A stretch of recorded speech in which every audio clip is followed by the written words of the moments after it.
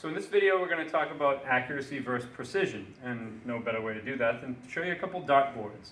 What it means to be accurate is to be very close to the true value, basically not being very wrong. And usually we're going to describe that using percent error, which I'll go over in a little bit.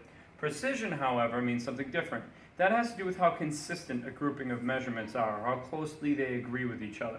And the term we're going to use to describe that is called average deviation, which can also be termed uncertainty. So let's look at these. If I would ask you which one is the most accurate, and who would you want most on your team, you would obviously say this one. This is both accurate and precise. There's no deviation from the target and very consistent with the placement. This one is also accurate, but not quite as precise as this group. Okay? And this group is precise, but not accurate. But this right here is actually still valuable, like from an experimental standpoint, because it's a systematic error. This means you might just need to fine-tune or calibrate the equipment, and it will be reliable. So while it's not accurate because it's not hitting the bullseye, it is very precise because of the close grouping and the very little disagreement between the values. This one, believe it or not, is technically accurate, and I do not agree with this, but it is technically accurate because if you averaged out the displacement on all of these, it would come out to be a bullseye, which I wouldn't rely on this person on my team. It's wildly imprecise, and if I ever had a piece of equipment giving me measurements like this, I would send it back to the manufacturer, and again, I would just have to calibrate this one. So, accurate technically, but not precise at all. Precise, not accurate. Accurate, somewhat precise, and then that would be both accurate and precise. So, applying this to numbers, what we can do is just look at a data set, and we'll go over how to calculate percent error first. So this data set right here is showing that there's a true value of 10.00 for a given measurement.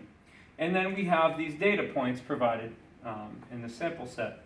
These are inaccurate and imprecise because the average that these come out to is 10.13 and the true value is 10.00. So it's not very accurate and it's kind of all over the place. But to quantify that, what we would do to calculate the percent error is take the true value minus the experimental value divided by the true value times 100. So basically what you're off by divided by what you should have got. So if it's 10.10 minus your experimental value of 10.13 divided by 10 and times 100, you get a value of negative 1.3% error. So that would be how you would describe how accurate or inaccurate in this case it would be.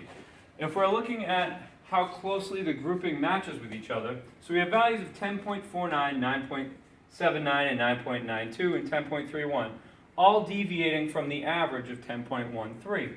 How we're going to calculate the precision here is what we're going to do is we're going to take the sum of the difference between each trial value and the average and then divide that by the number of trials. So in the first trial, we're off by 0.36.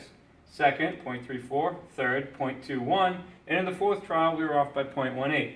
So out of the four measurements we had, there was a total deviation from the average of 1.09. So that would be the numerator here. And then we would divide that by the number of trials that we had, which was 4. And what we would get is 0.27 for our answer. And that would be our average deviation or uncertainty.